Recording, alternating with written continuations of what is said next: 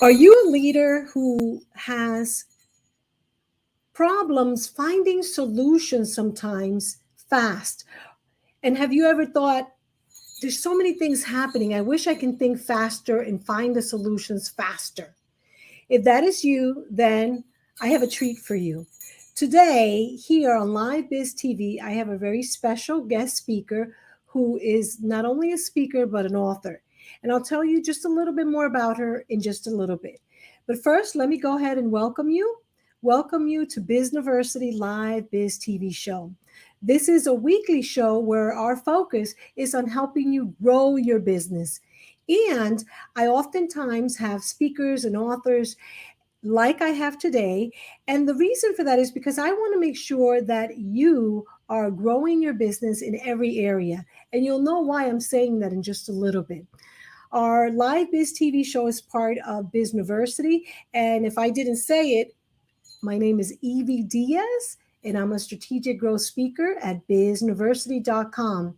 And if this is your first time that you're with us, I would love to know who you are. So please make sure you say your name and feel free to post any questions. If you are watching the replay, please post some questions for either me or my guest speaker today because we love to hear from you. And as always, stay all the way till the end because I have some freebies, some goodies just for you. So let me go ahead and officially welcome our guest who is joining us all the way from down under, from Australia, and that is Trish Jenkins. Trish, welcome and thank you for being here. Thank you, Evie. It's great to be here. Thrilled to be here.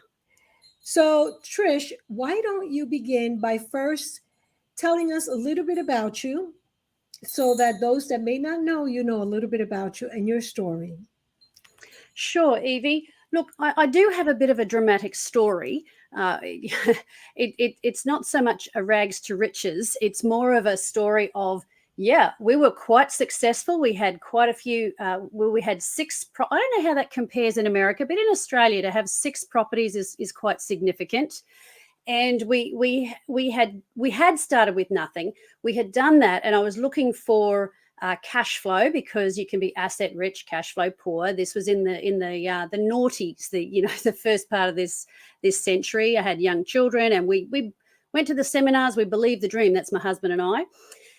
And what I did is I ended up working for a fellow who ran a mutual fund. What I didn't know is that he was a crook. And I ended up, I was basically responsible for introducing people to his fund as a registered agent. You'd probably call it something else in America. And we were doing very well out of that. But what I didn't know is it was a big Ponzi scheme.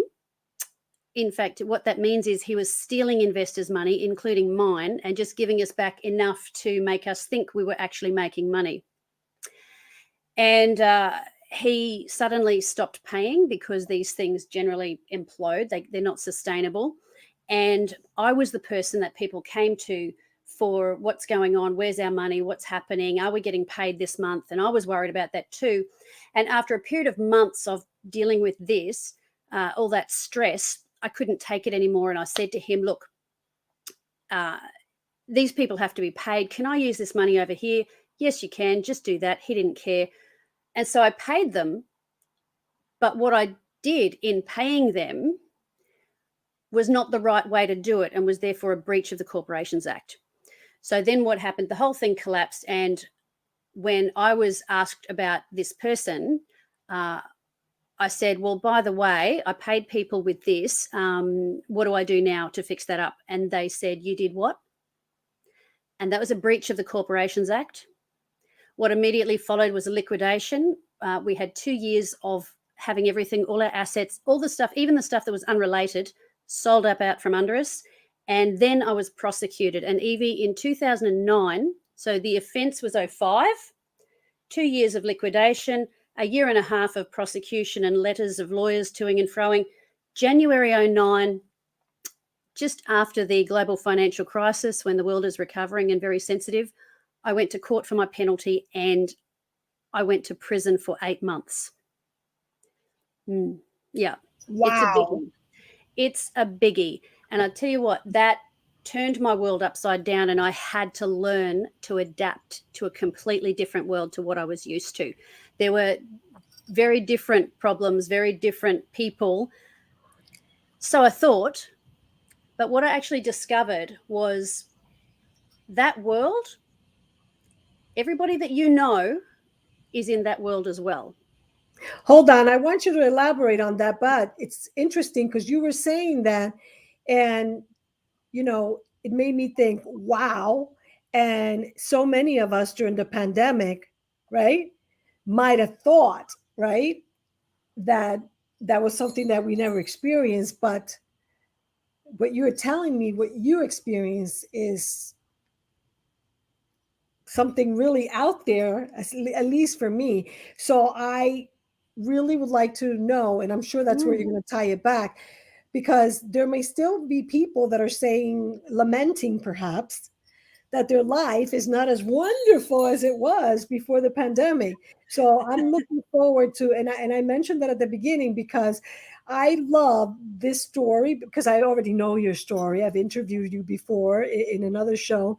And what I love is what you've become and how you're helping to transform the world by sharing this story and really helping us to see the story in different ways through different situations in our life. So go ahead. I'm sorry. I just had to say that No, because I was just excellent. No, I'm glad you asked, because you think you've been in lockdown.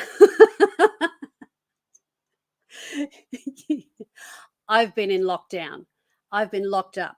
I know what it feels like. Now, that's a great way to begin, by the way, your next video. You think you're being in lockdown. For how many years were you locked up? It was almost a year. It was 8 months. Oh, wow. And it had varying degrees of restriction. Now, look, I don't want to sound insensitive, because the strongest prison bars are not a prison. The strongest prison bars are in your head. And you could be in lockdown in a palace and get depressed. And you can be in a real prison and have joy and make friends that you had no idea would be just precious jewels for you. So much of your environment goes on here. And I was fortunate that I already had 20 years of personal and professional development to draw on. So I tested and worked out really what turned out to be rubbish and fluff that motivational speakers often go on with. And I won't name anybody or particular strategies, but what I found worked for me was something that I didn't expect. Now, some things worked. Yes, it's important to stay grateful. It's important to look for the good. But the keys that I developed that may help your listeners, they helped with relationships. They helped with despair, to dispel it. They helped with knowing who I am honestly and addressing those issues, because when we're under pressure, both our good points and our flaws spurt out the cracks. They do. And we find who we really are. And we are either going to defend who we are, or we're going to think, who I am in this situation is not helping. I need to show up differently to find solutions. And when you're under real stress and pressure and you actually have dangerous people around you, you need those answers fast. So your listeners who might be elite leaders, they are often have bigger issues to deal with. They have greater responsibility. They have more staff. They've got wages to think of, and different things that magnify their responsibilities and the consequences. You need answers fast. And so that's what I developed, because when you've got Big Bertha in your face telling you that she doesn't want you standing next to her thinking what you're thinking, not knowing what I'm thinking, but accusing you of thinking, and they've got mental issues, you need answers fast. Wow, isn't that, and you know what? And I don't know if Bertha was actually a person when you were in prison, and that's such a visual. That's such a great visual for all of us that are visual. And there's also a visual for us to remind us of what you're going to tell us in terms of the tips of how to overcome anything. Because I think that when we're faced with a situation where we need to think fast and we need to be on our toes, at that moment, it feels like a big Bertha, no matter what. It feels like a big Bertha. Yeah, we may not have, like I haven't been, thank God, to prison. For some people, the pandemic, for some people, the fact that maybe they're not happy with their business or they're not happy with something in their life, that may be their Bertha. Big Bertha, as you called it. That's their big Bertha. That's exactly right. It could be anything. It could be to do with a financial situation. It could be an employee. It could be, how do I get to that next level? You feel like you have your own, you work for yourself. You can't blame, other people for the ceiling that's above you.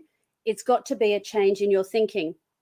So tell me, what is it that you can help us? Like, for example, even now during the holidays, yes, people are excited and also stressed because of family gifts, maybe overlooking at the year. They're not happy. Maybe they're overly happy. Maybe they're worried about planning for the next year and maybe are stressed or anxious over that. So all of these things may be our big Bertha for us. So we sometimes become clouded. Our thinking become clouded. And when our thinking becomes clouded, never mind about thinking fast. We can't even think how to get out of that.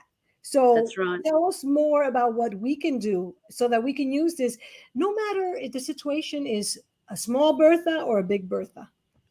Well, that's right. So I developed the shift and lift mindset that came from visualizing myself when I was getting stinking thinking, needed a checkup from the neck up. Okay. I would grab myself by the scruff of the neck and I'd go, you over here.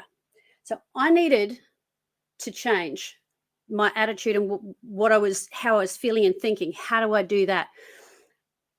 I developed 3 questions that would help me to shift and lift my situation and the way I was being in it and what was happening. These 3 questions will change your life, will change your situation. Ready? Okay. All our problems, every big Bertha is related to either a person who's annoying us, a situation that we're not happy with, or ourselves. Something about us that needs to mature. So the 3 questions go like this. How else could I see this person? How else could I see this situation? And how else could I show up for it? Now, these questions sound simple enough, but instead of asking, what our normal reaction to do is, what's wrong with this person? And you see, we're projecting blame onto them and we're not changing. But when we ask, how else could I see them? Then when an open-ended question, there's something in our brain that starts looking for an answer. And you'll be surprised at how differently you see that person. So I was confronted with, I'll tell you quickly about Rosie, who ran the laundry. Her job was to wash our clothes. So when you're in a cell, you have a little bubbler above the toilet built into the cistern and a shower, and you might wash your smalls in there, maybe your undies or something that you don't necessarily want to lose. But things like your shirts, shorts, pillow slips, and so on, you would put those things into a pillow slip with a list of what there is. You would hand them to Rosie. She would take your list, wash those things, look at the list and go, oh, that's hers, that's hers, that's hers. And you would get it back. But Rosie kept getting it wrong. She got it wrong every time. It wasn't a hard job. And the women were getting toey. You probably don't use that expression over there. You can imagine, they were not happy. They were talking about dealing with her. And I thought, this is not good. And being a peacemaker and a people pleaser, and also I was little Miss Christian in there. That's an extra embarrassing thing. Pastor's kid going to jail. Yeah, that's a good one. So I took it on myself. I felt sorry for Rosie. And I said, no, I'll talk to her.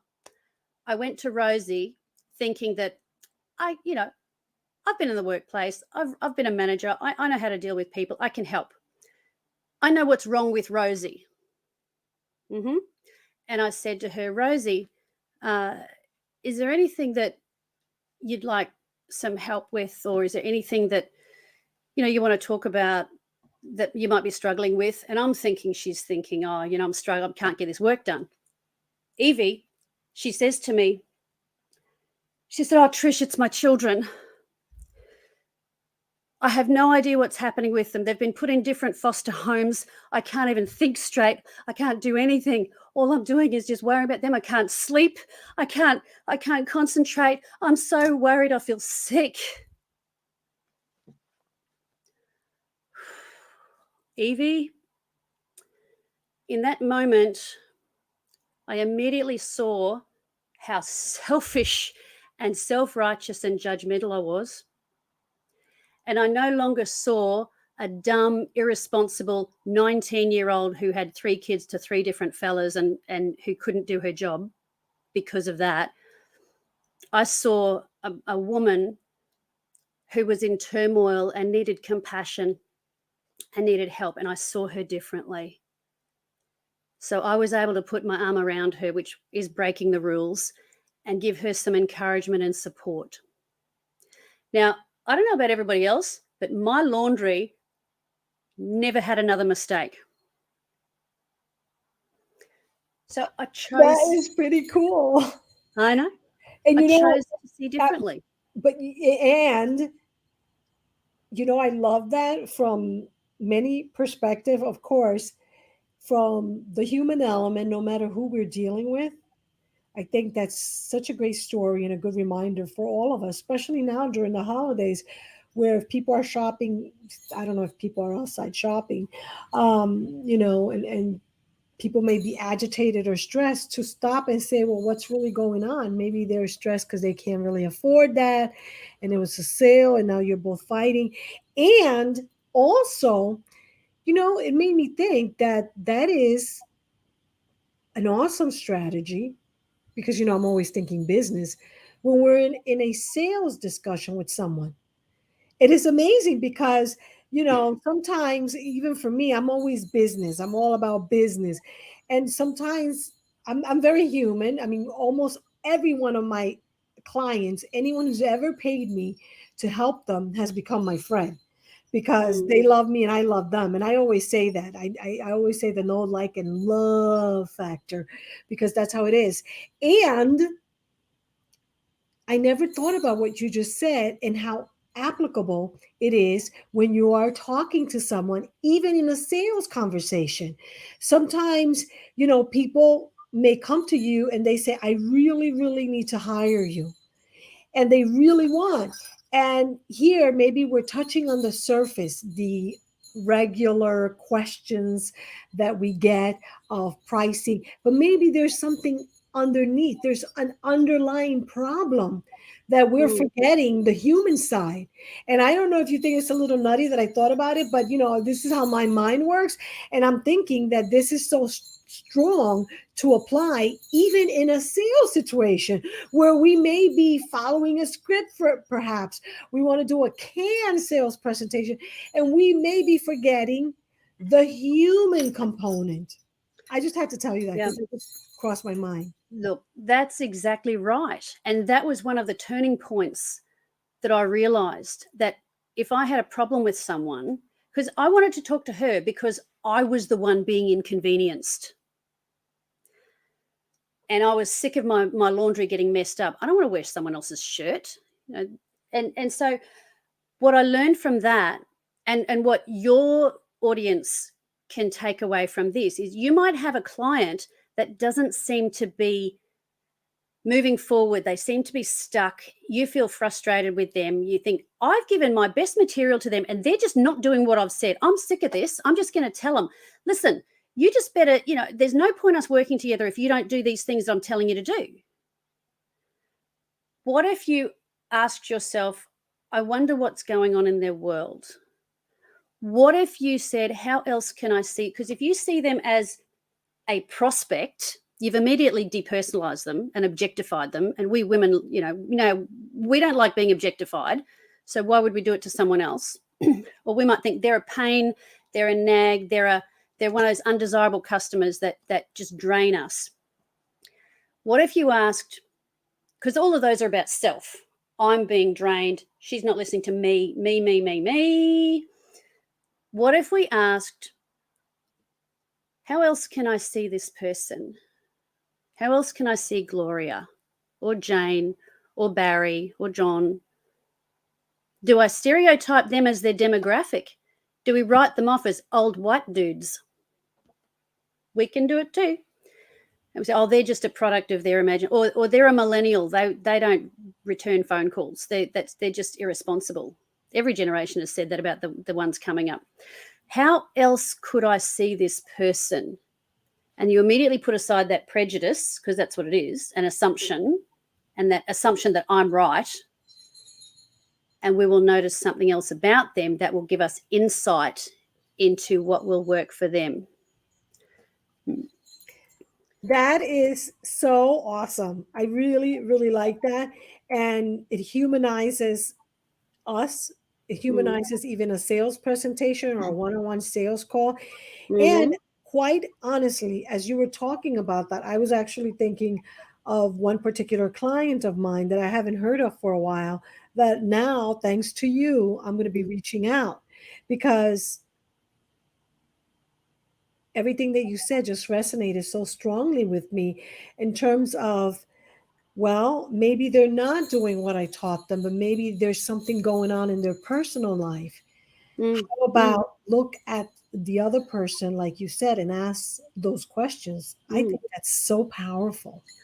Well, that's right. It took me a long, long time, even though I had these questions. It's only in the last couple of years that I crystallized them into something that other people might benefit from, and it has revolutionized my business and my self-worth, my self-concept, and my confidence, because I was gripped by shame for so long. I felt like, who am I to tell anybody what I learned? And even though on the surface I thought, no, I have these valuable skills that I can share, I didn't feel worthy. I felt like I'd stuffed it so badly that I'm only worth this level. But I've come to see that that's a lie, that's a wrong concept of myself. So I needed to show up differently, and I needed to see my situation differently. And by asking those specific probing questions, the answers come, and they come quickly. But we do need to be still long enough. We've got to let go of our need to be right. And I've got to say, Evie, the more successful we become, we can mistakenly assume the smarter we become, that wealth equals brains. But I can tell you there's plenty of dummies up the top as there are down the bottom. And what happens is our ego can deceive us. Wait, I have to ask you to repeat that, because I'm typing that and I'm trying to get it the way you said it. The more successful we become, I am typing away because you're giving me pearls. I call these pearls. The more successful we become, we think we are smarter, did you say? Or we're the more successful we become, the smarter we can think we are. We think we're smarter. We think our wealth equals our smarts. And yes, being smarter does help us to create wealth. But it doesn't mean people who have not created wealth are dumber than you. It means that their priorities are different to yours. I just, wow, I love doing this when God universe brings me speakers like you, who I always say, number one, whenever I invite someone, the number one person that benefits is me, first of all. So thank you, because you are really giving me lots of pearls, as I said. And, I'm thinking that this is so in alignment with, I was just talking to you before we came on live about my upcoming 7-day automated client attraction challenge. And I said to you how important this component is, that I decided to do, instead of a 5-day challenge, a 7-day, because I added day one as the mindset. And I'm going to have to go back to all the notes that I just posted right here in the comments in the chat, because you gave me so many pearls that I'm going to have to go back, copy and paste, put it in my PowerPoint. And with your permission, remember to mention it during our challenge, because I know that I do my challenges usually, I think I have a schedule for the 2 p.m. and I think that's too early for you, or 12. I forget what time I have it. But usually the time difference is so big. I know it's hard for you to show up, but with your permission, I'm going to quote you when we talk on day one about the mindset. Yeah. Well, and then back again, by the way, on day 7, when we talk more about selling, because I really think that these principles, as I'm going to call them, these questions are really principles that we must use not only in our personal lives, in our interpersonal lives, as we're dealing with other human beings in a one-on-one personal way, but also in our business life. Well, that's right. And Evie, I can set my alarm if you want me to be there. But when I do my workshops, I don't just say, ask these 3 questions. We actually go into examples and case studies, and then people can actually share they can change the names and change some details for privacy, but we can actually practice and deep dive doing these processes, because it takes practice to remember to do it and get and be objective about ourselves. Because there's also the question of, how else can I see the situation? And situations fall into certain categories. And then the third one, that is probably the hardest, is, how else could I show up for this? It's kind of a 2-part question. It's like, hang on, how am I showing up right now? And how else could I show up? And that's about being honest with ourselves. Who are we? We very rarely put ourselves in the other person's shoes. And an example is, if someone is in front of you, an employee who might have made a mistake, and you're ticked, you're frustrated, they've done it again, and you're just thinking, I'm going to give them one of those warnings. They get 3 and then they're out. I can't wait to get rid of them, you might be thinking. But because of what you're feeling and your assumptions, you're looking at them through a filter of your frustration, like when you wear colored sunglasses. They've got a red tinge to them, everything looks red. And you're no longer seeing them as a person. Most often, we will think of them as a problem. You're looking at the problem, not seeing the person. And you might be thinking this, I'm looking at an incompetent. I'm looking at someone who doesn't listen. This is what you're thinking, and you're trying to communicate with them. What they're thinking is, I'm scared. I'm scared. I'm stressed. I can't think straight. I'll tell her or him whatever they need to hear to get out of here and hope I don't lose my job. This is where those questions come in handy. Well, they're vital, really. So, because your role, you've just negated yourself. It's poor leadership. So these are the things that we can practice and work through and use examples, and we can go back and think, when was a time when I had this situation, and how could I have done it differently? Not to beat yourself up, but to be ready for the next one. Absolutely. And once again, I want to remind people, although we've been speaking for about 30 minutes now, that if you have any questions, please post them, and I'm sure that we can stay on a little longer. I've been posting right there in the comments some of the pearls that I've received already from Trish. And Trish, let me ask you, how can people find out more about you, and how can people work with you if they're interested in working with you? Because I like to show them your website and have people be able to access your information so that they can continue learning. Yes, well, my website is speakertrishjenkins.com.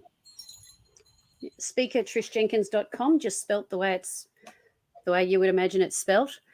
And I also have a YouTube channel, which if you just go to youtube.com/Trish Jenkins, nice and easy. And you will find my material on shift and lift. You will find interviews that I've done with people and tips and short things they can do. They can contact me through the website about working with their company or with them. And I'm happy to talk to them about that. Yep.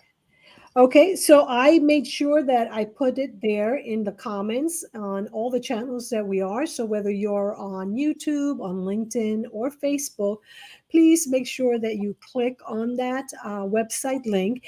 And here is Trish's website. And so when they come here, this is where they will click to go to your YouTube channel, correct? That'll be my video blog, and that has got videos from my YouTube. Okay. So, or there's a little intro video there that they can watch there, or they can go to YouTube. But YouTube is easy. It's just my name. Perfect. Yeah. So go ahead. Oh, well, I'm about change, resilience, and leadership. And so I do keynoting and workshops for their groups. Now, if somebody who's watching happens to be in a faith group, particularly like the Christian faith groups, then I have a separate business that is, it's a ministry. So I do speak to those groups as well, the church groups. Yep. So people can reach out through your website and let you know about that too, right? Because all your information is there. Awesome.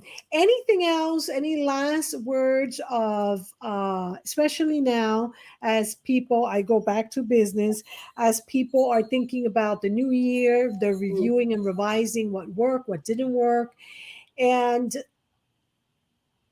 they may be already stressed and anxious, whether they're alone, they're with their spouse, or whether they're expecting a whole bunch of people. That could be 10 or 12. That may be a whole bunch of people to be, together during the holidays. What are some parting words that you can leave us with so that people feel that there is hope, because there is, that they don't have to become so overwhelmed by their life or their business, because we don't. Yeah. So go ahead. Look, you matter, you have value, and we need you. And for that reason, it's important for you to take care of you. Take care of your mental ecosystem, watch what comes in, and filter that stuff. Don't just take everything in. Ask yourself, how else can I see this person? Because you're going to get family who have opinions and come over. How else can I see the situation? And quite often there's actually something to laugh about. Is it going to matter in 100 years? And how else could I show up for this? And the only way you can really help how you show up is if you're taking care of you. It is absolutely okay. In fact, it's vital that you take time to pull back and take care of you. And so that might mean a reassessment of what you think are your responsibilities. How else can you show up? Maybe if you're making your kids lunch and they're 15 years old and you're still making their lunch, that's not okay. You got to reassess, how else can you see the situation? How else can you see them? How else can you be there for them? Take care of you so that you can have the mental breathing space to shift and lift. Shift and lift. Yes, that is what we've been learning about, and how to in a fast way, come up with solutions when we're dealing in our personal life or in our business life. And I want to go ahead and let people know that if they have any questions, they can post them always there, even during the replay, but also you can email me directly at evie@bizniversity. Well, I hope that you're able to come back. Just so that you know, we have the Automated Client Attraction Challenge is coming up on January the 17th. That's Monday. And I was trying to remember at what time, but go to our website at bizniversity.com. I'll share it right now so that people can see it, because sometimes people tell me they don't know how to spell Bizniversity. So I'm going to go ahead and share that. I'm going to go ahead and share the screen. And by the way, I'm just going through a transformation on my website too, by the way. So just so that I love to get thoughts from people. So I'm just going through a transformation on my own website. So I'm in preview mode here because this is my own website, but you go here and you can join us for 2 previews that we're doing, free previews of our upcoming 7-day training, which is a 7-day challenge.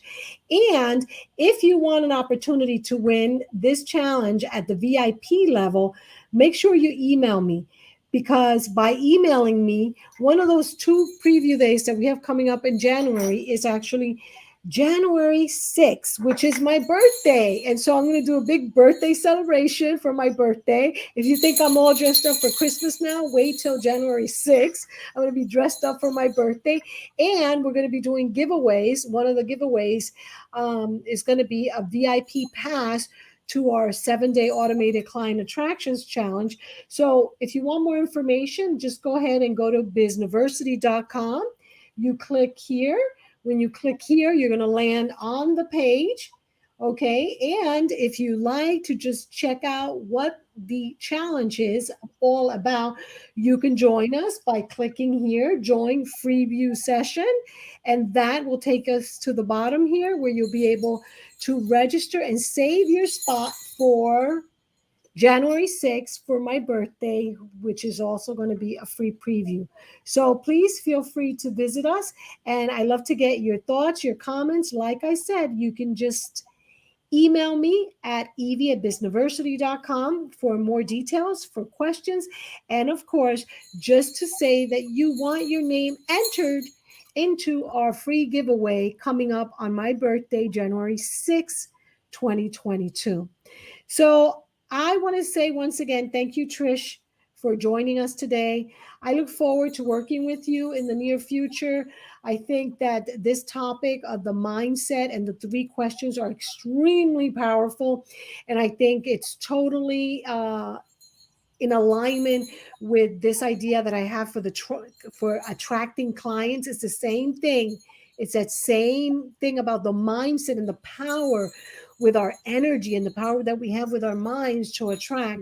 And so I know that I learned a lot, and I know that the people that are watching here live or in the replay are learning a lot. And so I just want to say thank you for being here. Thank you for sharing your message with the world. And of course, I want to wish you and all that are watching a happy holiday, whatever holiday you celebrate. May it be happy, joyous, peaceful. And may we go into 2022 with a better mindset, a mindset of really allowing ourselves to shine through our humanness and see others as humans too. So once again, thank you. I look forward to the next time right here on Bizniversity LiveBizTV. For now, this is Evie Diaz, Strategic Growth Speaker at bizniversity.com. Looking forward to seeing you again on one of our next shows right here on LiveBizTV. Thank you very much, and Merry Thank Christmas. you.